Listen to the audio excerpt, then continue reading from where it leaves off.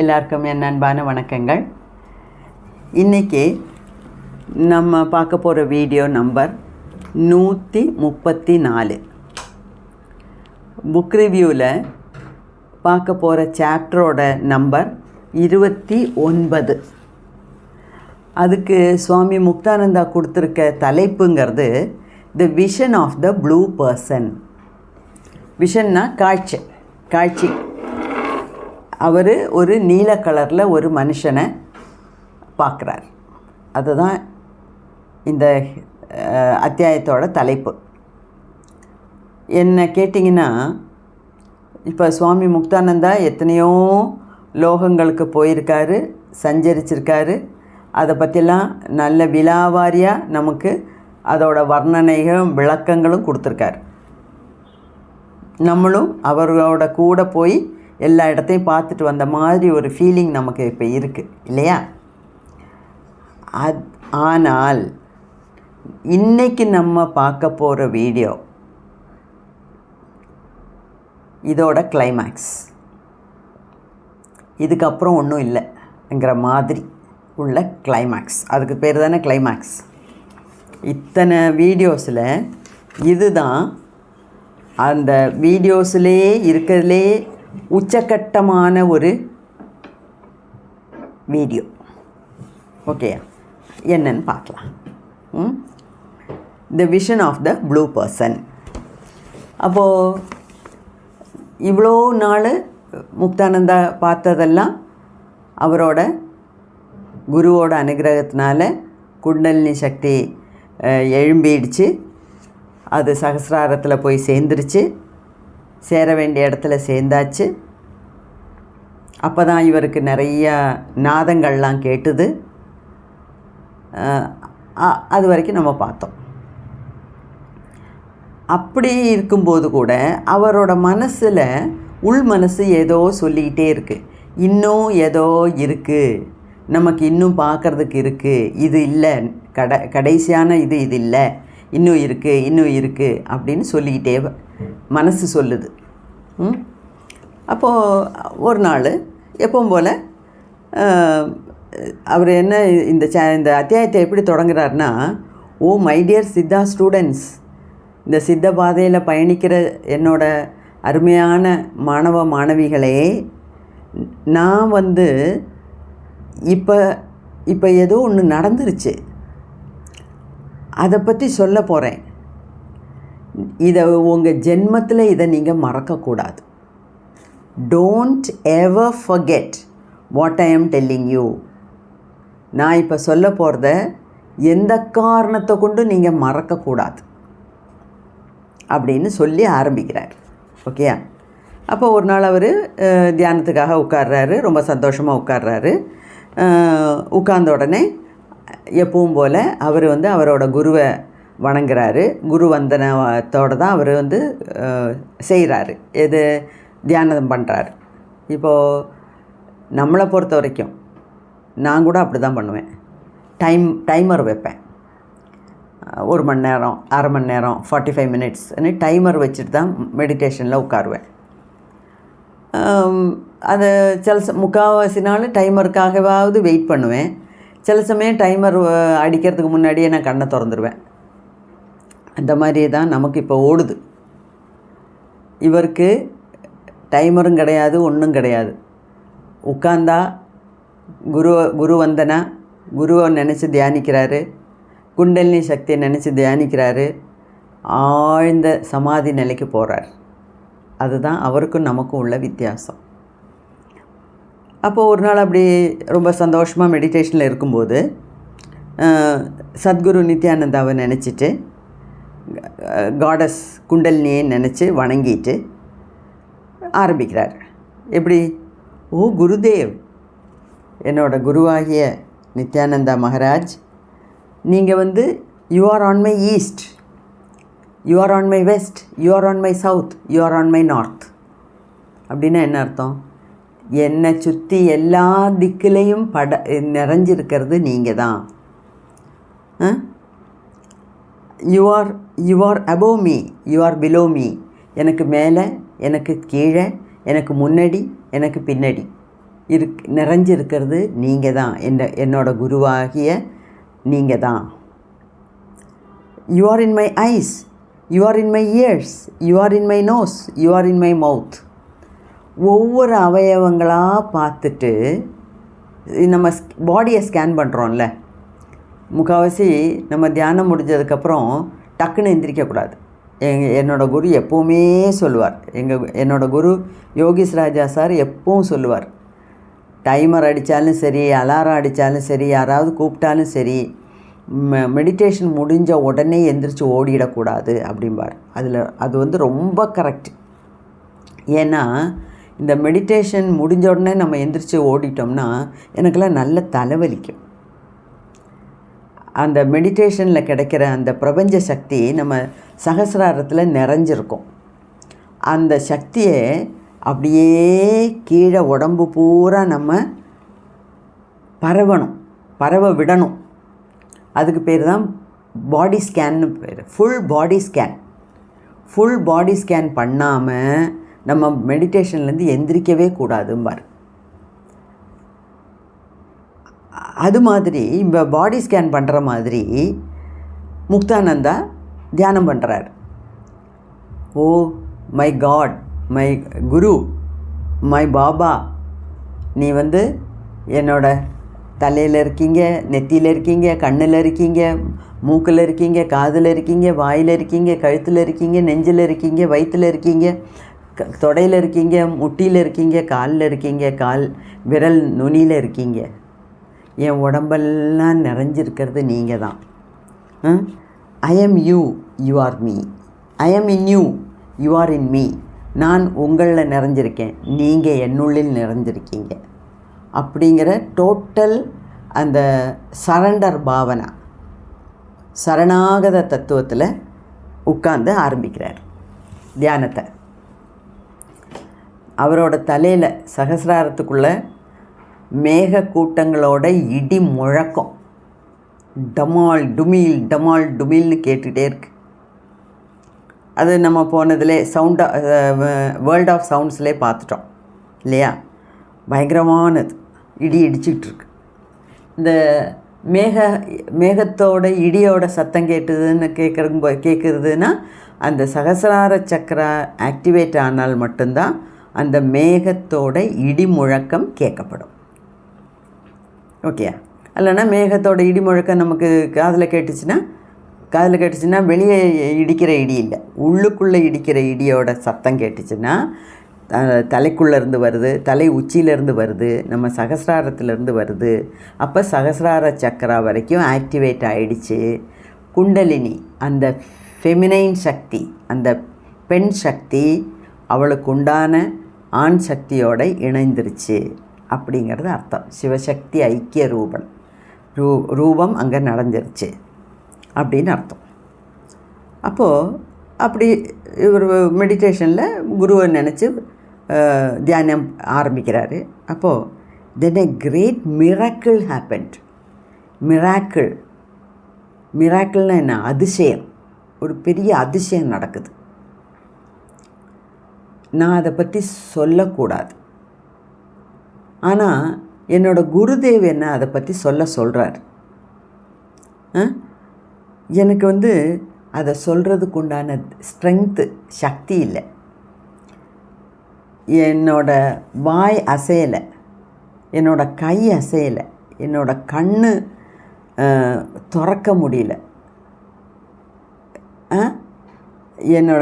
என்னோட விரல்கள்லாம் அப்படியே நின்று போயிடுச்சு, நிச்சலனமாக இருக்குது. ஆனால் என்னோடய நாக்கு மட்டும் அசையுது, அதனால் கொஞ்சமாக என்னால் பேச முடியுது. அப்போ எனக்கு நடந்ததையெல்லாம் நான் சொல்கிறேன். என்னோட குருவோட ஆணையின்படி நான் ஏதோ எனக்கு நடந்ததெல்லாம் அப்படியே பேசிக்கிட்டே இருக்கேன். அதை யாண்டேங்கிற ஒரு பக்தன் நான் பேச அவர் எழுதி எடுத்துக்கிட்டே இருக்கார். அந்த யாண்டேங்கிற பக்தனும் பகவான் நித்யானந்தாவோட சிஷ்யன். அவர் தன்னை பகவான் நித்யானந்தாவோட காலடியில் தன்னையே சமர்ப்பித்த ஒரு பக்தன்.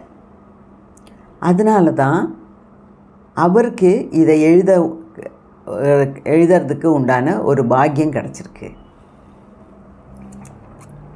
அப்போ இந்த ப்ளூ பேர்லை பார்க்குறாரு.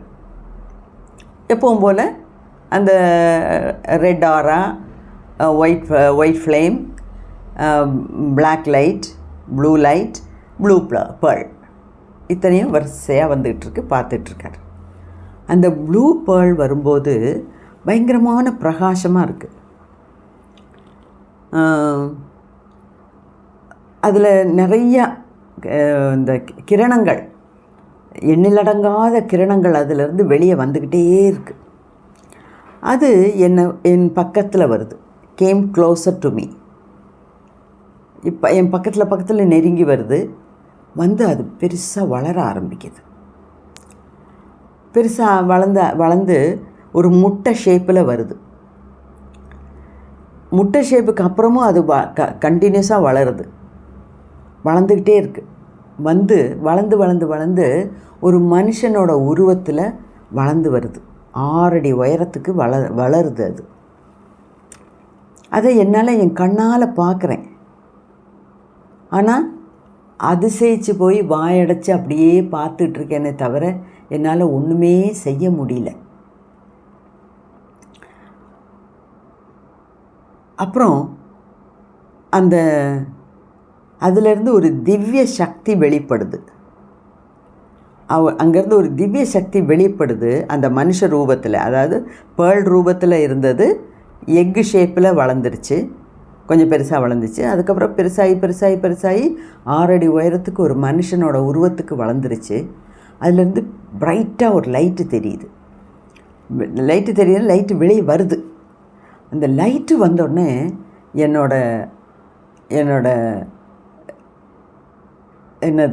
நான் மயக்கம் போட்டு விழுந்துட்டேன். என்ன நடக்குதுன்னு எனக்கு தெரியல. என்னோடய பிரக்ஞையை இழந்துட்டேன். இந்த தந்திர லோகம், சர்வஜ்ஞ லோகம், அந்த லோகம், இந்த லோகம், எங்கெல்லாமோ போய் சுற்றிட்டு வந்தேனே, இன்றைக்கி எதுவுமே எனக்கு தெரியல. என்னோடய பிரக்ஞையை, உணர்வுகளை எல்லாம் இழந்து அப்படியே உட்கார்ந்துருக்கேன் அப்படிங்கிறாரு. அதுக்கப்புறம் கொஞ்ச நேரம் கழித்து உணர்வு திரும்பும்போது அவர் அந்த அந்த பத்மாசனத்திலே உட்கார்ந்துருக்காரு. வடக்கு நோக்கி உட்கார்ந்துருக்காரு. அப்போ முன்னே தியானத்துக்காக எப்படி உட்கார்ந்தாரோ அதே நிலைமையில தான் உட்கார்ந்துருக்காரு. ஆனால் அவருக்கு அந்த பிரக்ஞை இல்லாமல் போயிடுச்சு. அப்புறம் அந்த எக் ஷேப்பில் இருக்கிறது பெருசாக வளர்ந்து ஒரு நீல கலர் ப்ளூ பர்சனாக உருவெடுக்குது. அதை பார்க்குறாரு. What a beautiful form he had. என்ன அழகு, என்ன தேஜஸ். அந்த நீல கலர் மனுஷனை பார்க்க அவ்வளோ அதிசயமாக இருக்குது. வாயடைச்சு போய் உட்காந்துருக்கேன். அவரோட உடம்பு அதிலிருந்து அந்த ப்ளூ கலர் லைட்டுன்னே சொல்லக்கூடாது, அதுக்கு என்ன பிரகாசம், அதுதான் கரெக்ட் வார்த்தை. லைட்டுன்னு சொல்லக்கூடாது. அந்த 6 அடி உயரமுள்ள அந்த நீல நிற மனுஷன்லேருந்து ப்ளூ கலர்லேருந்து பிரகாசம் அப்படியே வெளியே வந்துக்கிட்டே இருக்குது. நம்மளை மாதிரி நம்ம உடம்பில் தோல், தசை, நரம்பு, பிளட் வெசல்ஸு எல்லாம் இருக்குது. அந்த மாதிரி இருக்கான்னு பார்த்தா அது ஒன்றுமே இல்லை. அந்த ப்ளூ மனுஷன் மொத்தம் என்னவா இருக்குது? He was a mass of consciousness. இந்த மாஸ்னால் ஒரு மாஸ் ஆஃப் ஃப்ளஷ் அப்படின்னா சதப்பிண்டம். அது மாதிரி இங்கே மாஸ் ஆஃப் கான்ஷியஸ்னஸ். இங்கே கான்ஷியஸ்னஸ்னு எதில் சொல்கிறாருன்னா அந்த பிரபஞ்சத்தோட மனசு. அதாவது லலிதா சஹஸ்ரநாமத்தில் அம்பாளை சொல்லும்போது, வர்ணிக்கும்போது ஒரு மந்திரம் சின்மயி அப்படிம்பாங்க. சின்மயினா இந்த பிரபஞ்சத்தில் மனசாக இருக்கப்பட்டவளே, அதாவது பிரபஞ்சத்தோட மனசு தான் அம்பாள். அம்பாளோட மனசு தான் பிரபஞ்சம், பிரபஞ்சத்தோட மனசு தான் அம்பாள். ஏன்னா பிரபஞ்சமே யாரால் சிருஷ்டிக்கப்பட்டது? அம்பாளோட மனசில் தோணுன நினப்பு தான் பிரபஞ்சமாக வடிவமைச்சிருக்காங்க அம்பாள், இல்லையா? அம்பாளோட மனசில் நினச்சதை பிரபஞ்சமாக வடிவமைச்சிருக்காங்க அம்பாள். அப்போது அம்பாளோட மனசுங்கிறது பிரபஞ்சத்தோட மனசு. அதை தான் சின்மயி அப்படின்னு அம்பாளை வர்ணிக்கிறாங்க. அப்போது இந்த பிரபஞ்சத்தோட மனசை தான் கான்ஷியஸ்னஸ், யூனிவர்சல் கான்ஷியஸ்னஸ் அப்படின்னு நம்ம பேசுகிறோம். இதை பற்றி ஏற்கனவே சொல்லியிருக்கேன். So universal consciousness. அப்போ அந்த நீல கலர் மனுஷனோட உடம்பு எதால் ஆக்கப்பட்டிருக்குன்னா, நம்மளை மாதிரி எலும்பாலும் தசையாலும் இரத்தத்தாலும் தோலாலும் ஆக்கப்பட்டதல்ல அவரோட உடம்பு. அவரோட உடம்பு பூரா நிறைஞ்சிருக்கிறது இந்த பிரபஞ்சம். பிரபஞ்சத்தால் நிறைஞ்சிருக்கு.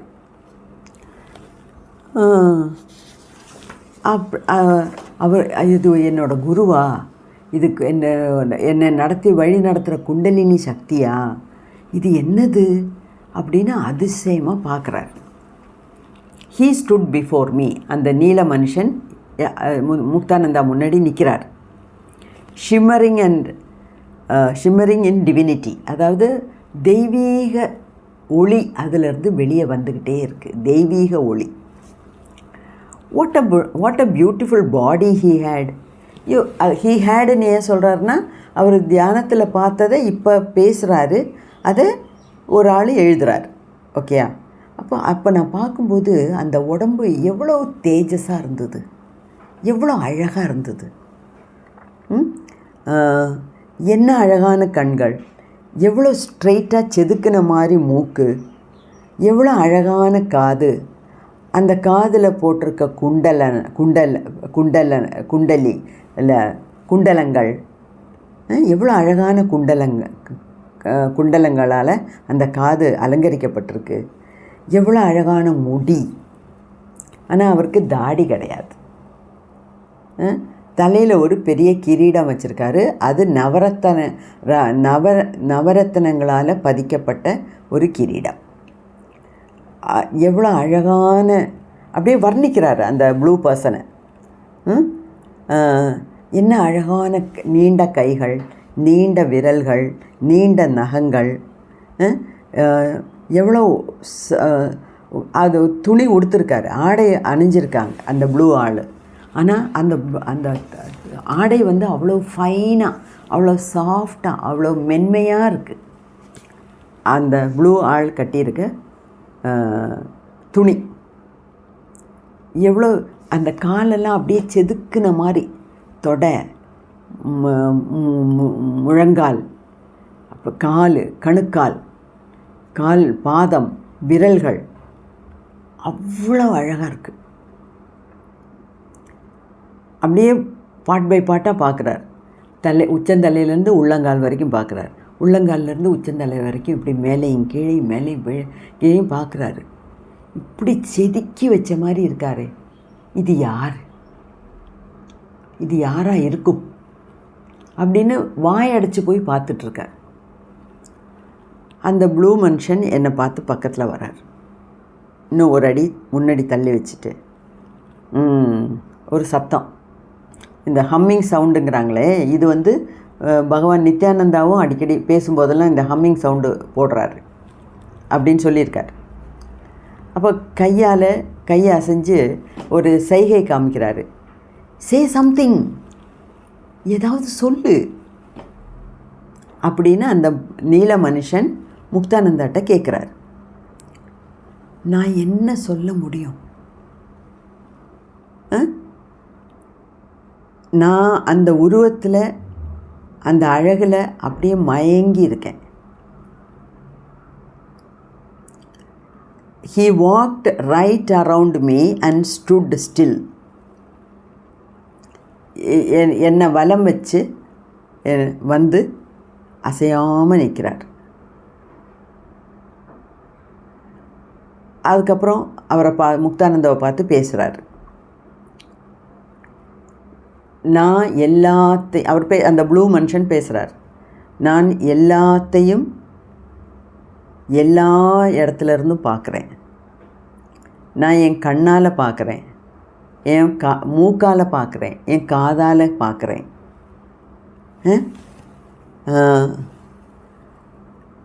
எனக்கு உடம்பு பூரா கண், எனக்கு எல்லா இடத்துலையும் கண் இருக்குது. காலை கொஞ்சம் தூக்கி பார்த்துட்டு நான் இந்த காலால் பார்க்குறேன். என்னால் எல்லா இடத்தையும் இந்த இடத்துல நின்றுக்கிட்டே பார்க்க முடியுது. எனக்கு நான் நாக்கால் பேசுகிறேன், ஆனால் என் உடம்பு பூரா நாக்கு. அதாவது நான் உடம்பு பூரான என்ன, ஐ ஹவ் டங் எவ்ரிவேர். எனக்கு எல்லா இடத்துலையும் நாக்கு இருக்குது, எல்லா இடத்துலையும் காது இருக்குது, எல்லா இடத்துலையும் கண் இருக்குது. என்னோட உடம்பில் ஒவ்வொரு அவயவங்களாலேயும் என்னால் பார்க்க முடியும், கேட்க முடியும், செய்ய முடியும். எனக்கு கையால் மட்டும்தான் அசைக்க முடியும்னு இல்லை, காலாலேயும் அசைக்க முடியும். காலால் தான் நடக்க முடியும்னு இல்லை, கையாலேயும் என்னால் நடக்க முடியும். ஒரே இடத்துல ஒரே சமயத்தில் பல இடங்கள்லையும் இருக்க முடியும். எவ்வளோ ஃபாஸ்ட்டாக முடியுமோ அவ்வளோ ஃபாஸ்ட்டாக என்னால் மூவ் பண்ண முடியும். காலால் தான் நடக்கணும்னு இல்லை, எனக்கு கையால் கூட நடக்க முடியும். ஏன்னா எல்லா இடத்துலையும் இருப்பேன். அதே சமயத்தில் கால் இல்லாமலும் நடப்பேன், கை இல்லாமலும் பிடிப்பேன், நாக்கு இல்லாமல் பேசுவேன், கண் இல்லாமல் பார்ப்பேன்.